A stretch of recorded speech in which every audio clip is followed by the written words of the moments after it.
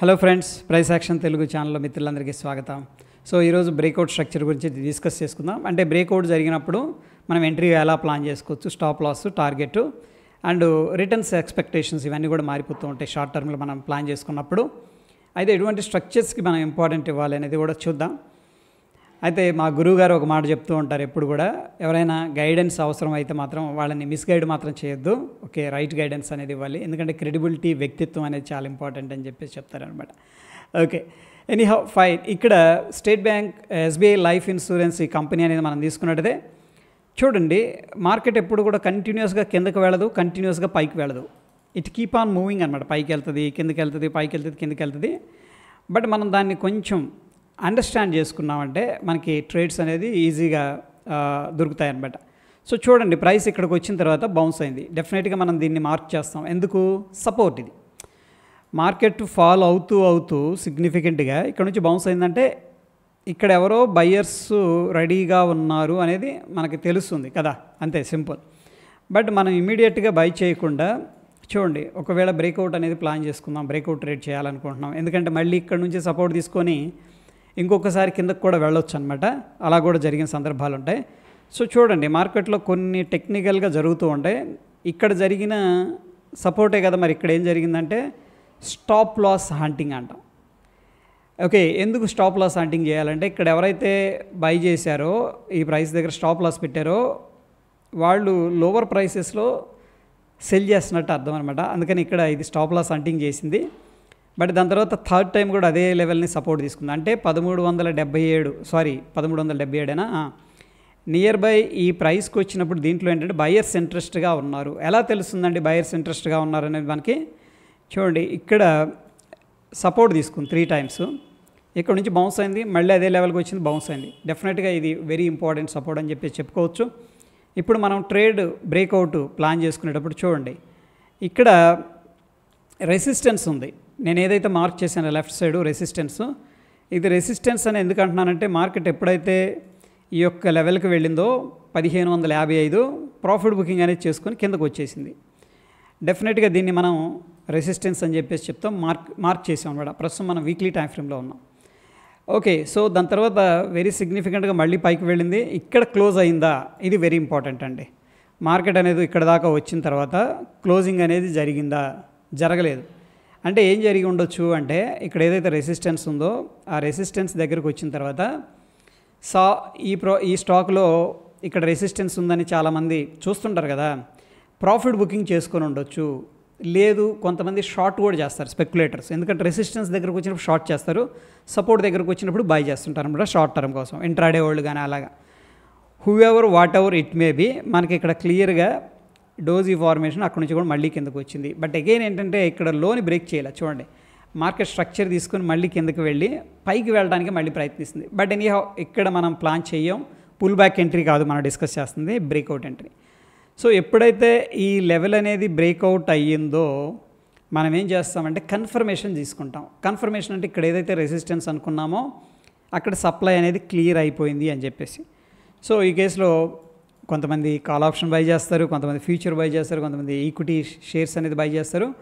ఇక్కడ నుంచి కూడా మనం చూసుకున్నట్టయితే దగ్గర 9.59% రిటర్న్ అనేది రావడం జరిగింది. సో షార్ట్ టర్మ్ కోసం బ్రేక్అవుట్ చేసేటప్పుడు మన ఎక్స్పెక్టేషన్స్ కూడా చాలా షార్ప్గా ఉండాలి. ఇక్కడికి వెళ్ళి మనం 20%, 30% రావచ్చు, రాదని నేను అనట్లేదు. బట్ షార్ట్గా ఎక్స్పెక్టేషన్స్ అనేది పెట్టుకోవాలి. బట్ ఎవరైతే వెరీ డిప్లో బై చేస్తున్నారో వాళ్ళ రిస్క్ డిఫరెంట్గా ఉంటుంది. ఎందుకంటే ఇక్కడ ఎవరు బై చేసి ఉండొచ్చు అంటే పెద్ద స్మార్ట్ పీపుల్, పెద్ద హెచ్ఎన్ఐస్ కానీ, ఇన్స్టిట్యూషన్స్ కానీ. ఎందుకు అంటే వాళ్ళు ఎప్పుడు కూడా ప్రైస్ ఇన్ఫ్లుయెన్స్ అవ్వకుండా ఈ యొక్క లోవర్ ప్రైసెస్లో బై చేసుకొని వెయిట్ కూడా చేయగలరు, అవసరమైతే ఇంకొంచెం యావరేజ్ కూడా చేసుకోగలరు అనమాట. అట్లాంటి వాళ్ళు మాత్రం లోవర్ ప్రైసెస్లో బై చేసి హయ్యర్ ప్రైసెస్లో సెల్ చేస్తారు. బట్ మనం టెక్నికల్గా వెళ్ళాలి, మనకి షార్ట్ టర్మ్లో కావాలి.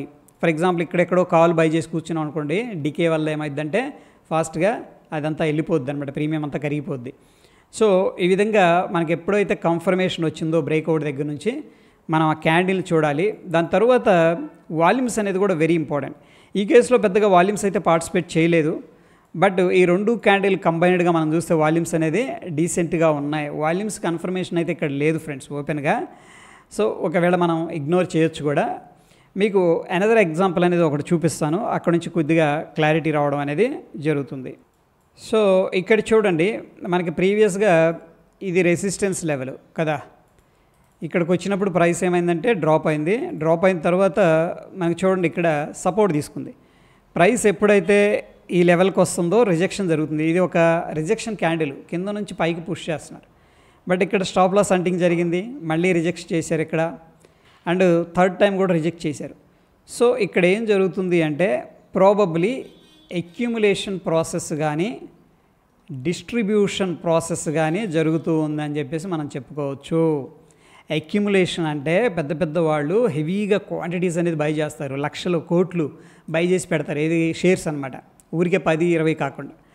అదైనా జరిగి ఉండొచ్చు. లేదా డిస్ట్రిబ్యూషన్ అంటే వాళ్ళు సెల్ చేసేటప్పుడు ప్రైస్ ఇన్ఫ్లుయెన్స్ అవ్వకుండా హెవీగా సెల్లింగ్ చేస్తారు. చిన్నగా కొద్ది కొద్దిగా వాళ్ళ దాంట్లోంచి తీసేసి అమ్ముతూ ఉంటారు. ఒకసారి అమ్మితే ఏమైందంటే మార్కెట్ క్రాష్ అయిపోద్ది, ఇలాగ పడిపోద్ది, ఉపయోగం ఉండదు అనమాట. అందుకని ఆ యొక్క ఇంపాక్ట్ లేకుండా ఇక్కడ సెల్ చేసేదాన్ని డిస్ట్రిబ్యూషన్ అంటాం. ఎనీహౌ మనకి తెలియదండి అన్లెస్ అంటిల్ అప్ సైడ్ కానీ డౌన్ సైడ్ కానీ బ్రేక్అవుట్ జరిగితే. ఒకవేళ బ్రేక్ డౌన్ జరిగిందనుకోండి, ఇక్కడ జరిగిన మొత్తాన్ని కూడా మనం ఏమంటాము అంటే డిస్ట్రిబ్యూషన్ అంటాం. ఓకే, ఒకవేళ అప్ సైడ్ బ్రేక్అవుట్ అయితే ఇక్కడ జరిగిన మొత్తాన్ని కూడా మనం అక్యుములేషన్ అంటాం అనమాట. సో ఈ కేసులో ఏం జరిగిందంటే అక్యుములేషన్ జరిగిందని చెప్పేసి చెప్పుకోవచ్చు. ఇక్కడ చూడండి, a very good candle, good volumes అనమాట. అంటే ఇక్కడ రెసిస్టెన్స్ మొత్తాన్ని కూడా క్లియర్ చేసేసింది. ఇక్కడ రెసిస్టెన్స్ ఇక్కడ కూడా ఒకటి ఉందండి, ఈ రెండు కూడా మనం మార్క్ చేసుకోవచ్చు. ఇది ఒక రెసిస్టెన్స్, ఇది ఒక రెసిస్టెన్స్. మొత్తాన్ని కూడా ఈ క్యాండిల్ ఏం చేసిందంటే క్లియర్ చేసేసింది. అంటే వాళ్ళు ఇక్కడ చేసిన మొత్తం కూడా ప్రాసెస్ ఏంటి అంటే అక్యుములేషన్. క్లియర్. సో దాని తర్వాత ఏమైంది అనేది మనం పరిశీలన చేసినట్టయితే ఇక్కడ నుంచి కూడా మనకి 35% రిటర్న్ రావడం అనేది జరిగింది. వెరీ షార్ట్ టర్మ్లో మనం చూసుకున్నట్టయితే 19%, which is also very good అనమాట షార్ట్ టర్మ్ కోసం. అయితే ఇక్కడ ఏదైతే ప్రాసెస్ అనేది జరిగిందని మనం అనుకుంటున్నామో చూడండి, దిస్ ఈజ్ కాల్డ్ అక్యుములేషన్ కదా, మళ్ళీ అదే జోన్లోకి వచ్చింది. క్లియర్. ప్రీవియస్గా ఇక్కడ అక్యుములేషన్ జరిగింది, మళ్ళీ ఈసారి అక్కడికే వచ్చింది. నౌ మనం ఏం చేద్దామంటే ప్రైస్ యాక్షన్ అనేది అబ్జర్వ్ చేద్దాం. ఓకే, నేను ఈ రెసిస్టెన్స్ అన్నీ కూడా డిలీట్ చేసేస్తున్నా. చూడండి, ఇక్కడికి వచ్చిన తర్వాత డోజీ ఫార్మేషన్ జరిగింది, దాని తర్వాత రిజెక్షన్ జరిగింది, దాని తర్వాత సెల్లర్ ఏం చేశాడు, మళ్ళీ సెల్లింగ్ చేశాడు. సో నౌ మనకు ఒక రెసిస్టెన్స్ అనేది ఫార్మేషన్ జరిగింది, ఇది రెసిస్టెన్స్ అనమాట. ఓకే, సో ఈ యొక్క లోని బ్రేక్ చేశాడు, స్టాప్ లాస్ హంటింగ్ చేసుకున్నాడు.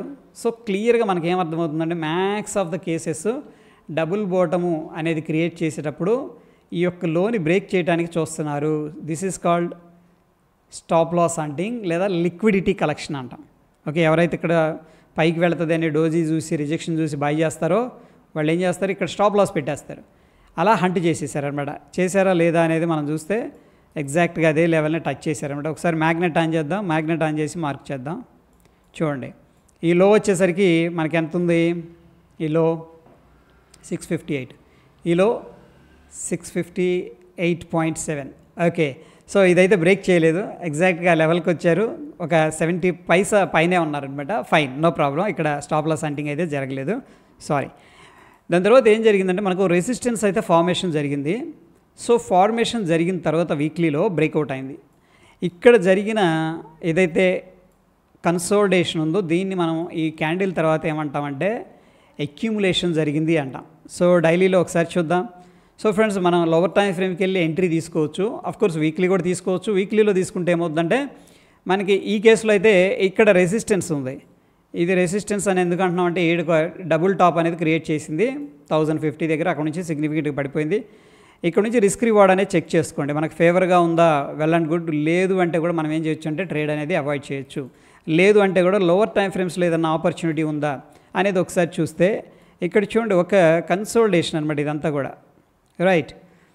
So almost double bottom create చేసింది అండ్ ఒక డబ్ల్యూ ప్యాటర్న్ లాగా అంటాం కదా, మార్కెట్ ఇలా వచ్చింది, సపోర్ట్ తీసుకుంది, బౌన్స్ అయింది, అండ్ ఇక్కడికి వచ్చింది, సపోర్ట్ తీసుకుంది, బ్రేక్అవుట్ అయింది. ఇప్పుడు బ్రేక్అవుట్ అయినప్పుడు మనం ఏం చేస్తామంటే ఇక్కడ ఎంట్రీ ప్లాన్ చేసుకుంటాం క్లోజింగ్ టైంలో, ఎందుకంటే బుల్లిష్ క్యాండిల్ అండ్ వాల్యూమ్స్ కూడా నాట్ బ్యాడ్ అనమాట. ప్రీవియస్గా అంత పెద్ద వాల్యూమ్స్ లేవు, మంచి వాల్యూమ్స్. సో బ్రేక్అవుట్ అయిన తర్వాత ఏం జరిగిందంటే మనకి అక్కడి నుంచి కూడా ఆల్మోస్ట్ 17% 18% దాకా రిటర్న్ ఇచ్చింది. అట్లీస్ట్ మనం 10-15% అయితే గ్రాబ్ చేసుకోవచ్చు అనమాట. సో ఈ విధంగా మనం బ్రేక్అవుట్ అయిన తర్వాత ఆ క్యాండిల్ క్లోజింగు అండ్ వాల్యూమ్స్, ఆ మార్కెట్ స్ట్రక్చర్ని బట్టి మనం ట్రేడ్ ప్లాన్ అయితే తీసుకోవచ్చు. సో చూడండి, చాలా స్టాక్స్ అనేది మనకి ఇప్పుడు బ్రేక్అవుట్కి అయితే రెడీగా ఉన్నాయి. నేను టెలిగ్రామ్లో పోస్ట్ చేస్తాను. అయితే ఫ్రెండ్స్, ఈరోజు ఒక ఈవెంట్ అనేది ఉంది, వర్క్షాపు ఎల్ఐసి బ్లూ వాళ్ళది, తాజ్ మహల్ హోటల్ నారాయణగూడలో. ఎవరైనా ఇంట్రెస్ట్గా ఉంటే ఇక్కడ గూగుల్ ఫామ్ అనేది ఫిల్ చేయండి. నెక్స్ట్ వచ్చేసరికి ఇక్కడ ఒక ఈకేవైసీ లింక్ ఉంది కదా, దీంట్లో కూడా రిజిస్టర్ అవ్వండి. సో దట్ ఏంటంటే వాళ్ళకి కన్ఫర్మేషన్ వస్తుంది ఎంతమంది వస్తున్నారు ఏంటి అనేది. సో ఈరోజు మనం అందరం అక్కడ కలుద్దాం. ఇదైతే బ్రేక్అవుట్కి సంబంధించిన ఇన్ఫర్మేషన్. ఈ వీడియో అనేది 1-2 సార్లు చూడండి, చాలా సింపుల్గా ఉంటుంది. మనం ముందే అలర్ట్ కూడా పెట్టుకోవచ్చు. ఈ లెవెల్ రెసిస్టెన్స్ అనుకోండి, మనం అలర్ట్ పెట్టుకోవచ్చు. ఈ లెవెల్ బ్రేక్అవుట్ అయిన తర్వాత క్యాండిల్ను చూసి, వాల్యూమ్ చూసి మంచి చక్కగా కొంతమంది ఆప్షన్ బాయింగ్ చేస్తుంటారు, ఫ్యూచర్ బాయ్ చేస్తుంటారు, కొంతమంది స్ప్రెడ్స్ ప్లాన్ చేస్తారు, కొంతమంది ఈక్విటీ ప్లాన్ చేస్తుంటారు. ఇట్స్ డిపెండ్స్ ఆన్ యూ అనుకోండి కంప్లీట్గా. ఈ విధంగా ట్రేడ్ ప్లాన్ తీసుకుంటే షార్ట్ టర్మ్లో మంచి సింపుల్గా రిటర్న్స్ అనేది అయితే జనరేట్ చేస్తాం. సో ఇంకా మన వైపు నుంచి మంచి సపోర్ట్ అయితే మన ప్రైస్ యాక్షన్ తెలుగు ఫాలోవర్స్ అందరికి కూడా ఉంటుందండి. ఓకే, సో మళ్ళీ మంచి క్వాలిటీ ఎడ్యుకేషనల్ వీడియోస్ మాత్రం చేసుకుందాం. ఏదో ర్యాండమ్గా వెళ్ళిపోకుండా డెఫినెట్గా మనం పురోభివృద్ధి అనేది సాధించాలి. ఓకే, సో ఆ విధంగా మనం అందరం కలిసి ముందుకు వెళ్దాం. So that's it friends, thank you. మరొక ఇంట్రెస్టింగ్ ఎపిసోడ్ మళ్ళీ కలుసుకుందాం. Stay tune. ధన్యవాదాలు.